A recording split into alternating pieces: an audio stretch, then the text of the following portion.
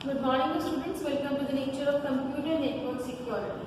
तो स्टार्ट कर रहे हैं फर्स्ट वीक का फर्स्ट टॉपिक है। सबसे पहले आता है what is network security. Basically हम कंप्यूटर नेटवर्क सिक्योरिटी की बात करते हैं तो हमारे पास आता है कि सिक्योरिटी से अगर चलने क्या करते हैं, हम अपने घर की भी सिक्योरिटी करते हैं कि हमारे पास कोई भी जो भी हमारे पास घर में कोई भी चीजें कोई भी आकर कोई से थेफ्ट ना करें, कोई चुरा ना ले या फिर कोई से खराब ना कर दे।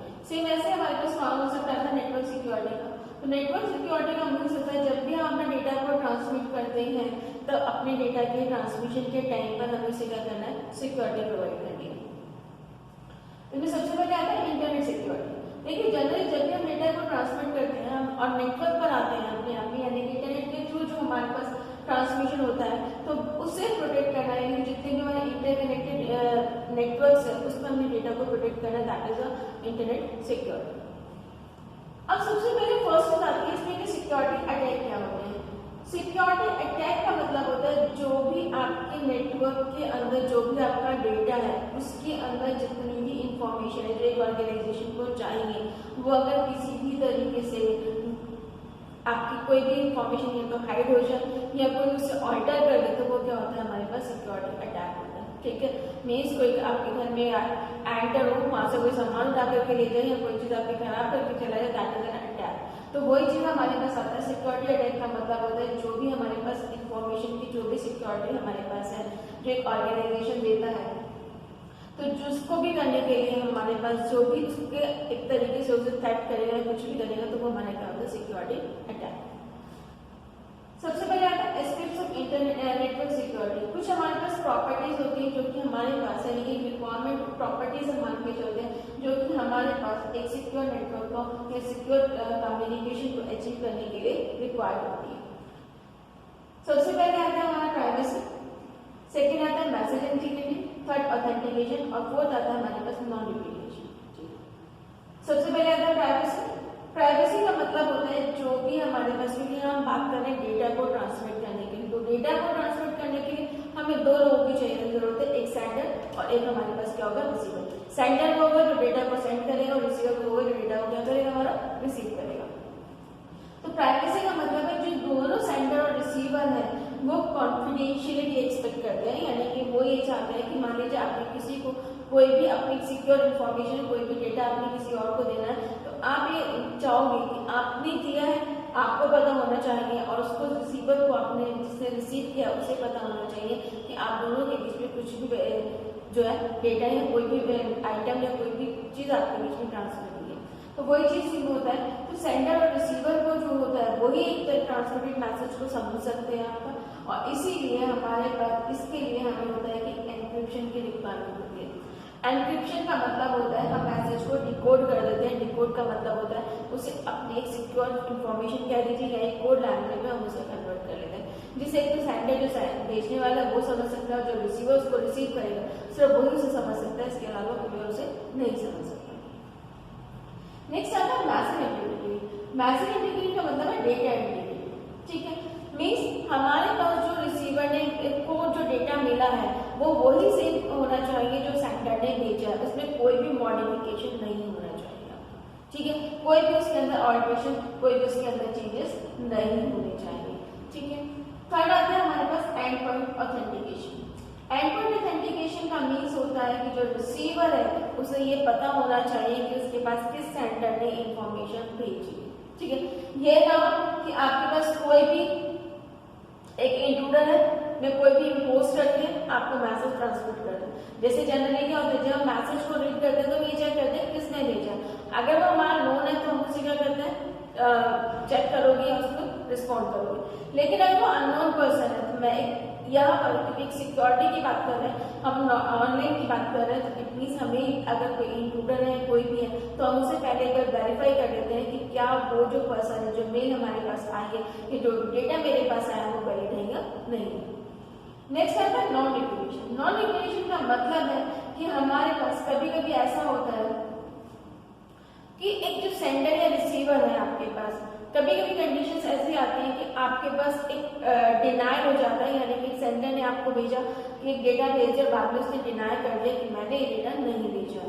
तो बेसिकली क्या होता है कि एक हमारे पास मीन्स होता है कि जो रिसीवर है वो प्रूव कर पाए कि उसे जो मैसेज मिला है वो एक पर्टिकुलर स्पेसिफिक सेंडर ने भेजा है। यानी कि अगर उसे इन केस प्रूव करना पड़े कि कोई आपके पास ये कह दे कि आपके पास डेटा कहाँ से आया है, आपने डेटा किससे लिया है, तो एक रिसीवर जो है वो उसको स्पेसिफिकली प्रूव कर पाए कि मेरे पास उस सेंडर से ही डेटा आया है मेरे पास। ठीक है, मीन्स जो सेंडर है वो किसी भी तरीके से उस मैसेज को डिनाई ना कर पाए कि आपने ये कि मैंने भेजा या नहीं भेजा। ठीक है, द बर्डन ऑफ बेसिकली जो उसको प्रूव करता है वो एक रिसीवर साइड से आता है। ठीक है, फॉर एग्जाम्पल आपको आपके एक फ्रेंड ने मैंने कॉल किया कि मैं एक पर्सन को भेज रहा हूँ, आप मुझे 1000 रुपीज दे दीजिए।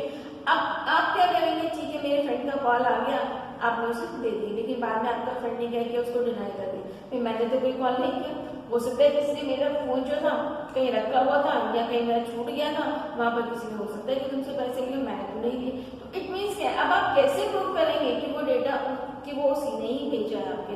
तो एक रिसीवर के लिए उसे प्रूव करना कि सेंडर नहीं भेजा बहुत ही ज्यादा एक टिपिकल टास्क होता है। तो बेसिकली हमारा जो मेन ऑब्जेक्ट होता है इसमें नॉन रिपीटेशन का मीन्स ये कि जो भी एक तरीके से जो भी सेंडर है वो बाद में डिनाई ना कर पाए कि मैसेज उसे सेंड नहीं किया। अब हमारे पास ये तो हमारे पास था कि क्या कौन कौन से हमारे पास कंडीशंस होती है, क्या कौन कौन से हम लेकर के चलते हैं। नेक्स्ट आता है सिक्योरिटी मैकेनिज्म क्या होती है, उनकी टाइप्स कौन कौन सी होती है। ठीक है, देखिए सिक्योरिटी मैकेनिज्म को हम जैसे set of process details in recovery from security. जब भी हमारे पास सिक्योरिटी का कोई भी अटैक होगा तो उसे रिकवर जो हम करते हैं वो होता है हमारे पास सिक्योरिटी मैकेनिज्म। हमारे पास बहुत सारे मैकेनिज्म होते हैं जैसे access control and authorisation and data integrity, authentication, bit discovery या डिजिटल सिग्नेचर्स। ठीक है, इसको वन बाय वन स्टडी करेंगे। सबसे पहले आता है हमारा एनसाइफरमेंट। ठीक है, एनसाइफरमेंट मींस क्या होता है, जो hiding and covering of data to become confidential. यानी कि वो आपके डेटा को हाइड करेगा या क्या करेगा, उसे कैसे भी कवर करेगा जिससे कि आपका डेटा जो है वो कॉन्फिडेंशियल है। ठीक है, it is achieve by mathematical calculation या कोई एल्गोरिथम हम उस पर अप्लाई कर देते हैं, जिसे हम बोलते हैं कि हमारे पास जो एनक्रिप्टेड डेटा आएगा। एनक्रिप्टेड डेटा का मीन्स है कि जो सेंडर है और रिसीवर है खाली वो ही उस चीज को समझ पाएंगे, इसके अलावा कोई उसे नहीं समझ पाएंगे। मीन्स आप जो डेटा भेजोगे क्योंकि सेंडर को पता है मुझे किसे भेजना है, रिसीवर को पता है कि मुझे कहाँ से डेटा आना है, तो आप उसे कोड लैंग्वेज में डेटा को सेंड करेंगे। ठीक है, नेक्स्ट आता है एक्सेस कंट्रोल। एक्सेस कंट्रोल का मीन्स होता है कि हम एक अनऑथराइज्ड यूजर्स को एक एक्सेस ना दें कि वो हमारे डेटा को या हमारे जो मैसेजेस हैं उनको रीड कर पाए हमारे पास। ठीक है, मीन्स आपके पास जैसे आप क्या कर सकते हैं, जनरली आपने देखा होगा सिस्टम में हम लोग पासवर्ड लगा करके रखते हैं। उसका रीजन क्या होता है कि कोई भी आकर के अगर सिस्टम को ऑपरेट करेगा या खोलेगा उसको तो वो उसे ऑपरेट ना करता है, सबसे पहले वो क्या मांगेगा, उसे पासवर्ड मांगेगा। ठीक है, दूसरा हम फायरवॉल सेफ्टीज लगा देते हैं जिससे भी कोई भी अनऑथराइज्ड यूजर जो है अगर वो डेटा को एक्सेस करने की कोशिश करे तो वो उस डेटा को एक्सेस ना कर पाए। थर्ड आता है हमारे पास नोटराइजेशन। ठीक है, नोटराइजेशन का मतलब ये होता है एक हम थर्ड पार्टी को इन्वॉल्व कर लेते हैं कम्युनिकेशन में।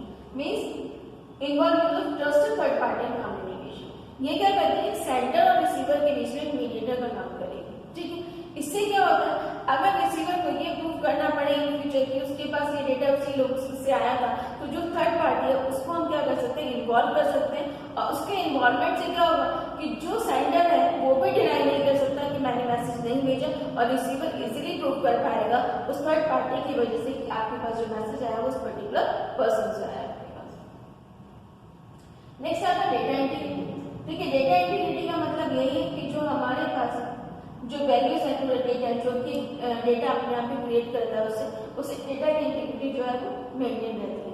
यानी कि आपको सेंड इन्फॉर्मेशन भेजना है, ठीक है, और दोनों सेंडर भी चेक करेगा और रिसीवर भी चेक करेगा। सेंडर ये चेक करेगा कि जो डेटा आपने भेजा है वही उसे मिलना चाहिए या नहीं, और रिसीवर ये चेक करेगा कि जो उसके पास डेटा आया है वही एक्चुअली ट्रांसमिट हुआ है किसके थ्रू, सेंडर के थ्रू। नेक्स्ट है ऑथेंटिकेशन। जनरली क्या होता है, ये जो हमारे पास ऑथेंटिकेशन एक्सचेंज है हमारे पास, ये एक तरीके से जब हम कम्युनिकेशन में आते हैं यानी कि तब हम आइडेंटिटी के से डील करता है आपका, ये अचीव होता है टीसीपी आईपी लेवल पे। यहाँ पर two way handshaking mechanism use करते हैं। टू वे हैंडशेकिंग मैकेनिज्म का मतलब है, मान लीजिए मुझे डेटा को भेजना है और उसको मैंने छोटे छोटे पार्ट्स में डिवाइड किया। मैंने उसको पहले फर्स्ट पैकेट ट्रांसफर किया, उसने मुझे एक्नॉलेजमेंट सेंड सेंड कर दिया कि हाँ मेरे पास फर्स्ट डेटा रिसीव हो गया, देन वो सेंड करेगा कौन सा सेकंड, देन वो उसका एक्नॉलेजमेंट आएगा। अगर एक सेंडर के पास उसका एक्नॉलेजमेंट नहीं आता तो वही समझ जाता है कि मेरा डेटा कहीं ना कहीं लॉस हुआ है। उस केस में वो या तो उसे रीसेंड करेगा और अपनी प्राइवेसी को थोड़ा सा, सिक्योरिटी को थोड़ा सा वो क्या करेगा, एनहांस करेगा। ठीक है, नेक्स्ट आता है हमारे पास बिट स्टफिंग। ठीक है, बिट स्टफिंग का मतलब होता है कि हम क्या करते हैं अपने डेटा के अंदर, यानी कि जो भी हमारे पास डेटा है उसमें कुछ एक्स्ट्रा बिट्स ऐड कर देते हैं। एक्स्ट्रा बिट का मतलब है या एक जो भी मेरे पास प्रैक्टिकल डेटा है उसके स्टार्टिंग में और एक उसके एंड में। सेंडर क्या करेगा, वो एक बिट स्टफिंग मेथड अप्लाई कर लेता है। हम अपने डेटा के अंदर जैसे 10 वर्ड्स लिखे, उसके बाद कुछ बिट स्टफ कर दिया, फिर हमने 10 वर्ड्स लिखे, फिर उसके बाद कुछ बिट स्टफ कर दिया। अब रिसीवर को भी पता है कि इसके पास जो डेटा आएगा उसमें बिट स्टफिंग होगी, तो वो क्या करता है जो डेटा उसको सेंडर से रिसीव होगा उसमें से जो बिट उसने स्टफ किए हैं उन सब बिट को रिमूव कर देगा और उसके बाद फिर क्या करेगा जो एक्चुअल मैसेज है उसके बाद वो ट्रांसमिट हो जाता है। तो बिट स्टफिंग एक टेक्निक होती है जो कि आपके पास डेटा के अंदर एक एक्स्ट्रा बिट्स ऐड कर लेते हैं जिसे हम इवन पैरिटी और ऑड पैरिटी चेक कहते हैं। तो उसके थ्रू जो रिसीवर है वो भी समझ जाता है कि जो पर्टिकुलर मैसेज आया है इसके अंदर बिट स्टफ है और वो अपने आप बिट को क्या करता है, रिमूव कर देता है और एक्चुअली मैसेज को रिसीव कर लेता है। नेक्स्ट हमारे पास आता है कॉन्सेप्ट आता है डिजिटल सिग्नेचर का। ठीक है, डिजिटल सिग्नेचर्स जो होते हैं हमारे पास, ये हम क्या करते हैं जब भी सेंडर किसी रिसीवर को सेंड करेगा अपना डेटा तो वो अपने डिजिटल सिग्नेचर्स को उसके अंदर इंसर्ट कर देता है। डिजिटल सिग्नेचर्स किसी को भी व्यू नहीं होंगे, वो सिर्फ एक सेंडर को पता होगा और जो रिसीवर है उसके पास ही जाकर के उसे पता होगा कि पर्टिकुलर किसने भेजा हुआ है। ठीक है, तो डिजिटल सिग्नेचर्स जो केस अगर आप कोई भी बीच में मैसेज को अगर ट्रेस करता है तो उसे डिजिटल सिग्नेचर्स नहीं है तो वो चेक नहीं कर पाएगा। ये इलेक्ट्रॉनिकली ट्रांसमिट होंगे आपके डिजिटल सिग्नेचर और सेंडर और रिसीवर दोनों के पास ही उस चीज को पता होता है। ठीक है, नेक्स्ट हमारे पास आता है active and passive attacks in information security. कि हमारे पास जो भी इंफॉर्मेशन सिक्योरिटी होती है उसके अंदर बेसिकली दो टाइप के अटैक्स होते हैं, एक होगा एक्टिव अटैक्स और दूसरा होगा हमारा पैसिव अटैक्स। अगर बात करें एक्टिव अटैक्स की तो देखिए एक्टिव अटैक्स जो होता है attack to alter system resources और failure operation. Means active attack involve some modification of data stream और creation of false state. Means क्या करेगा, एक्टिव अटैक क्या करता है, हमारा जो डेटा है, जो डेटा हमने इंसर्ट किया है उसको वो या तो मॉडिफाई कर देगा या उसमें कुछ ना कुछ चेंज कर देगा या उसमें कुछ फॉल्स स्टेटमेंट ऐड कर देगा। यानी कि अगर हम शॉर्ट देखें तो यानी कि डेटा में जो मॉडिफिकेशन करता है वो कौन सा होता है, आपका एक्टिव अटैक होता है। जैसे फॉर एग्जाम्पल आपने उसको मैसेज भेजा कि मुझे 1000 रुपीज सेंड कर दो, अब मुझे नहीं है, ठीक है, बट किसी ने उस मैसेज को क्या किया, बीच में इंट्रूडर ने आपके मैसेज में आ गया, यानी कि थर्ड पार्टी इन्वॉल्व हो गई और जो कि एक तरीके से क्या हैकर का काम कर रहा है, डेटा को क्या कर रहा है, एक एक्टिव अटैक कर रहा है। उसने क्या किया, उसे 1000 की जगह उसे 10,000 कर दिया और मुझे 10,000 डेटा अमाउंट ट्रांसफर कर दीजिए। अब देखो रिसीवर के पास जाएगा तो वो तो यही सोचेगा कि आपको 10,000 अमाउंट ट्रांसफर करना, वो डेटा ट्रांसफर करेगा आपको 10,000, बट आपने रिक्वेस्ट कितने का किया था, 1000 का। तो मैंने उसने क्या किया, जो डेटा के कंटेंट्स है उनको मॉडिफाई कर दिया। That is an active attack. Active attack की टाइप्स होती है, फर्स्ट वन होता है मैस्कुलेट, यानी कि जब masquerade attack takes place when one entity pretends to be different entity. ठीक है, मींस जब कोई भी आपके पास एक एंटिटी जो है वो अपने आप को ट्रीट करेगी कोई दूसरी डिफरेंट एंटिटी की तरह से। मींस आपके पास क्या होता है, जो हमारे पास जो दूसरा एक एक्टिव अटैकर्स होगा या दूसरे एक पर्सन होगा, थर्ड पार्टी का इन्वॉल्वमेंट होगा, तब हम इसे कहते हैं क्या, मैस्कुलेट अटैक। नेक्स्ट आता है मॉडिफिकेशन ऑफ मैसेज। मॉडिफिकेशन तो मीन्स का मतलब क्या है कि आपके पास क्या है कि जो मैसेज है उसको मॉडिफाई करना है। जैसे आप ये चाहते हो कि आपकी कोई इन्फॉर्मेशन पर्टिकुलर जो आपका फ्रेंड है वही रीड करे, आपने उसका नाम चेंज कर दिया कि वो जो डेटा तुम उसे ट्रांसफर कर दो, तो इट मीन्स क्या होगा कि जिसको आपको नहीं देना था या जिसको आपको एक कॉन्फिडेंशियल इन्फॉर्मेशन पास नहीं करनी थी, वो सारी की सारी इन्फॉर्मेशन किसके पास हो गई, जो आपके पास जिसको नहीं देना था। तो बेसिकली ये होता है हमारे पास मॉडिफिकेशन ऑफ मैसेजेस। रिपीटिशन का मतलब ये होता है जो सेंडर और रिसीवर है वो बात नहीं कर सकता, डिनाई कर सकता है कि मेरे पास जो मैसेज आया वो उसने भेजा, या और सेंडर कह सकता है मैंने नहीं भेजा, तो उसमें हम बोलते हैं कि ये सब हमारे पास होता है रिपीटिशन। ठीक है, मीन्स मान लीजिए कोई गलत मैसेज है, कोई भी ऐसा अमाउंट किया और बाद में सेंडर ने डिनाई कर दिया कि मैंने तो ऐसा कोई मैसेज आपको कन्वे ही नहीं किया, तो वो क्या होता है आपका रिपीटिशन। रिप्ले में मीन्स क्या होता है, जो पैसिव कैप्चर होता है मैसेज का और ट्रांसमिशन एक ऑथराइज्ड इफेक्ट ट्रांसमिट कर देता है आपको। मीन्स जो पैसिव कैप्चर होगा यानी कि जो डायरेक्टली एक्टिव तो नहीं होगा उसका, उसे डायरेक्टली इन्वॉल्व नहीं होगा, लेकिन एक आपका पीछे जो हिडन पार्ट होगा, या हो सकता है कि आप डायरेक्टली इन्वॉल्व है और पीछे आपके कोई ऐसा पर्सन है जो उसमें इनडायरेक्टली इन्वॉल्व है, जिसे कहते हैं पैसिव अटैकर्स भी बोलते हैं उन्हें। तो बेसिकली वो क्या करेंगे, मैसेज को कैप्चर करेंगे, ठीक है, और जो उसका सब्सिक्वेंट ट्रांसमिशन है एक ऑथराइज्ड इफेक्ट जो उसे प्रोड्यूस कर देते हैं। नेक्स्ट आता है डिनायल ऑफ सर्विसेज। जनरली जितना भी कम्युनिकेशन फैसिलिटीज होती हैं इसमें एक स्पेसिफिक टारगेट होता है, ठीक है। मीन्स आपके पास क्या करता है, कोई भी एंटिटी है वो क्या करेगा, सारे मैसेजेस को सप्रेस कर लेगा आपका, और एक पर्टिकुलर डेस्टिनेशन पे जितने भी आ रहे हैं, यानी कि मान लीजिए आप 10 लोगों के पास मैसेज आ रहा है, लेकिन एक पर्टिकुलर जो पर्सन है उसी पर चेक करना है कि उसके पास कहाँ से मैसेज आ रहे हैं, वो किसी को मैसेज भेज रहा है, तो वो हमारे पास होता है denial of services.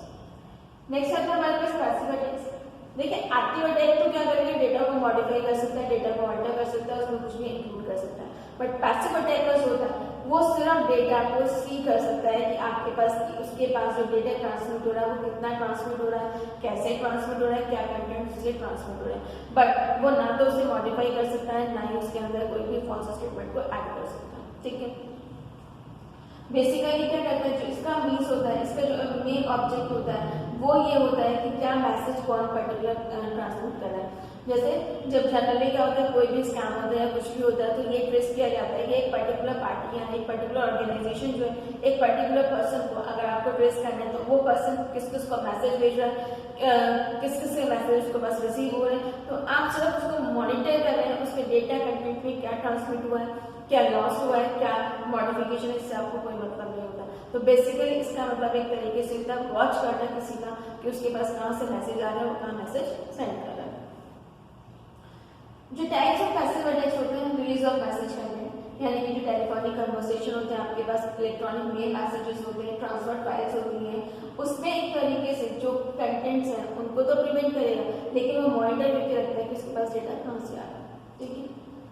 Traffic analysis में होता है कि जो कितना फ्रिक्वेंटली डेटा वहां से ट्रांसमिट हुआ है, कितना लेंथ ऑफ मैसेज आपके एक्सचेंज में, कितना लार्ज अमाउंट ऑफ डेटा वहां से एक्सचेंज हो रहा है, वो सब चीजें में उसको वॉच आउट करना, ठीक। तो हमारे पास दो तरीके के अटैक्स होते हैं, एक तो जनरली क्या होता है हमारे पास एक्टिव और एक होता है पैसिव। एक्टिव अटैक वो है जो आपके डेटा को मॉडिफाई कर देगा, चेंजेस कर देगा, लेकिन पैसिव अटैकर डेटा को मॉडिफाई नहीं करता, वो सिर्फ ये चीज चेक करता है कि कहाँ से कितना डेटा आ रहा है, किसके पास आ रहा है, कौन उसे सेंड कर रहा है, सिर्फ उस मैसेजेस के जो कंटेंट्स हैं उसे वो वॉच तो कर सकता है, रीड कर सकता है, बट उसे कोई मॉडिफाई नहीं करेगा, ठीक है। अब हमारे पास कुछ एक नेटवर्किंग अटैक्स भी आते हैं कि नेटवर्किंग में हम किस तरीके के अटैक्स होते हैं हमारे पास, ठीक। फर्स्ट वन तो होता है वायरस अटैक्स, ठीक है। वायरस को होता है सेल्फ एग्जीक्यूटेबल तो नहीं होता कि आपके सिस्टम में अपने आप आ गया, ठीक है। ये जनरली क्या होता है, यूजर्स का इंटरेक्शन होता है जो कि सिस्टम को या कंप्यूटर को इन्फेक्ट कर देता है और उसकी जो फाइल होती है उनको डिस्ट्रॉय कर सकता है, डैमेज कर सकता है, ठीक है। सेकंड आता है हमारे पास मालवेयर। मालवेयर जो होता है हमारे पास सीपीए साइबर अटैक्स में आता है आपका, ये बेसिकली एक डिस्ट्रॉय या एक अनऑथराइज्ड एक्सेस करता है एक टारगेटेड कंप्यूटर सिस्टम के लिए, कि मुझे अगर 4 सिस्टम्स में टारगेट करना है तो सिर्फ उसी पर वो वर्क करेगा, जबकि वायरस को कहीं भी कैसे जा सकता है, आपके नेटवर्किंग में आपने वायरस किसी ने भी अपलोड कर दिया तो वो किसी के भी सिस्टम को डिस्ट्रॉय कर सकता है। थर्ड आता है हमारे पास वॉर्म क्या करता है, can enter device without the help of user, यानी कि इसके यूजर की जरूरत नहीं होती और वो कोई भी डिवाइस या कुछ भी एंटर कर सकता है, ठीक है। कोई भी नेटवर्क एप्लीकेशन कभी कभी जब यूजर रन करता है तो उसी के साथ वो अटैक हो जाता है और उसमें क्या करता है, जो इंटरनेट कनेक्शन होते हैं और उस एप्लीकेशन को जो भी कोई है आपके पास उसमें मालवेयर सेंड कर देते हैं उस एप्लीकेशन, ठीक है। और इसलिए कहा जाता है कभी कभी कि आपको क्या करना है, डेटा स्टोर नहीं करना है इसमें, इस पर्टिकुलर लिंक को आप ओपन मत कीजिए, इस पर्टिकुलर फाइल को आप डाउनलोड नहीं कीजिए, इसमें वायरस है, that is the concept of this. Next आता है फिशिंग। फिशिंग बेसिकली ये होता है कि जैसे हमारे पास आती है प्रोपोर्शनल मैसेजेस आते हैं, हमारे पास क्या उन्होंने सबने क्या किया, एक तरीके से बल्क में इसको सेंड कर दिया। जैसे कभी कभी आपके पास आता है या सबके पास आता है कि आपकी लॉटरी लग गई है, आप अपनी बैंक डिटेल्स को सेंड कर दीजिए, हम आपको अपना अमाउंट ट्रांसफर कर देंगे। तो बेसिकली क्या है, वहां पर क्या कि उन्होंने बहुत लाखों लोगों को डेटा ट्रांसफर किया, हो सकता है उसमें 4 या 5 लोग ऐसे हो जो इस चीज को सच मान लें और अपनी डिटेल्स और बैंक के डिटेल्स को सारी की सारी वहां पर ट्रांसफर कर दें। तो ईमेल्स होता है, इसमें मैलिशियस लिंक्स होता है जो कि कॉन्फिडेंशियल इन्फॉर्मेशन को शेयर करा देते हैं। नेक्स्ट आता है हमारे पास बॉटनेट। बॉटनेट जो होता है हमारे पास, जो बेसिकली नेटवर्क होता है हमारे पास प्राइवेट कंप्यूटर्स का, जो कि आपके मैलिशियस सॉफ्टवेयर होते हैं ज्यादातर वो उसको अटैक करते हैं।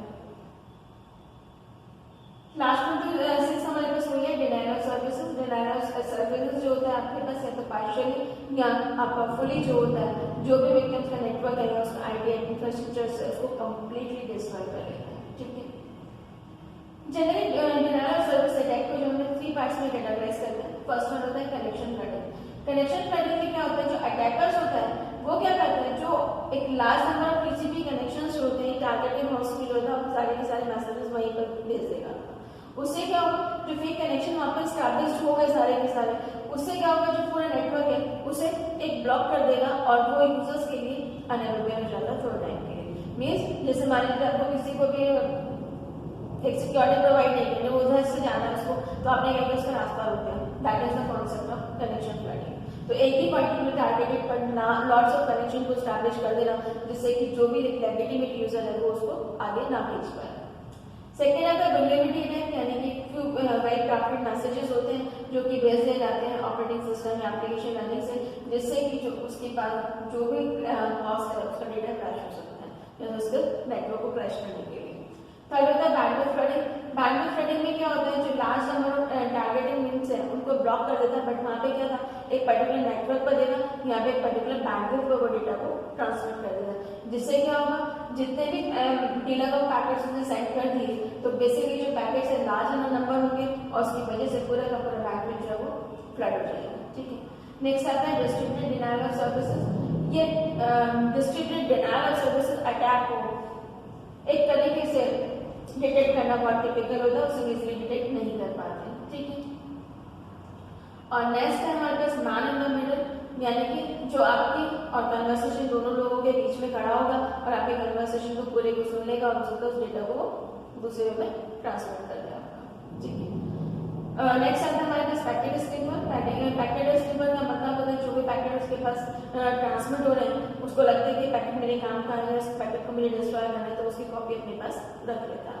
ठीक है, और इसमें हो सकता है कॉन्फिडेंशियल सेंसिटिव इन्फॉर्मेशन हो गई, यूजर को नहीं पता चलता, सेंडर को नहीं पता चलता कि उसका डेटा पैकेट हैक हो गया, और रिसीवर को नहीं पता चलता उसका पैकेट हैक हो गया। बट लेकिन जो थर्ड पार्टी है उस पैकेट की पूरी कॉपी अपने पास रख ले, इन फ्यूचर क्या करेगा, वो बाद में उसे एनालाइज करेगा और उसके सारी कॉन्फिडेंशियल इन्फॉर्मेशन जो है उसको अपने पास स्टोर कर लेगा। नेक्स्ट आता है डीएनएस स्पूफिंग। स्पूफिंग ये होता है कि करप्टिंग डोमेन नेम को, यानी कि डोमेन नेम जो है हमारे पास जो किसी भी सर्वर की कुछ भी होती है उसमें आपका उसको करेक्ट कर लेता है। ठीक है, उसको करेक्ट करेगा और उसकी वजह से जो एक इनकरेक्ट आईपी एड्रेस जो किसी दूसरे पर्सन के पास पहुंच जाएगा। आईपी में क्या होगा, एक पैकेट इंजेक्ट करता है, ठीक है, एक फॉल्स सोर्स और एड्रेस से आ जाएगा और उसे ये नहीं पता चलेगा कि मेरे पास डेटा कहाँ से आ रहा है। नेक्स्ट आता है कॉम्प्रेस्ड। कॉम्प्रेस क्या मतलब होता है, एक सिक्योर कम्युनिकेशंस के बीच में अनऑथराइज्ड यूजर्स होता है वो उसे एक्सेस करने की कोशिश करेगा और एक तरीके से एक सीक्रेट नंबर या कोड जो होता है जनरली यूज करते हैं, तो आपका जो इंफॉर्मेशन है तो सेंडर और रिसीवर को बताए बिना वो क्या करेगा, कभी कभी जो की है उसको वो ऑब्टेन कर लेता है अटैकर, और अटैकर के की ऑब्टेन होने के बाद में ये एक तरीके से उनकी इंफॉर्मेशन को रिट्रीव कर लेता है। जैसे जनरली आपने किसी को भेजा है कि मेरा ये कोड है, जिसे जाकर के बता देना, अब उस पर्सन ने वो कोड किसी दूसरे पर्सन को ही बता दिया, जो एक थर्ड पर्सन है वो जाएगा उसके पास सारी कॉन्फिडेंशियल इन्फॉर्मेशन उसे स्टोर कर लेगा। ये हमारे पास होता है कॉम्प्रेस। ठीक है, ये सारे हमारे पास बेसिक इन्फॉर्मेशन बेसिक था कि वायरस किस तरीके से होता है, अटैक कितने टाइप्स के होते हैं, इसको आप स्टडी कर लीजिएगा और कोई भी प्रॉब्लम है तो उसे डिस्कस कर लीजिएगा। Okay, thank you students.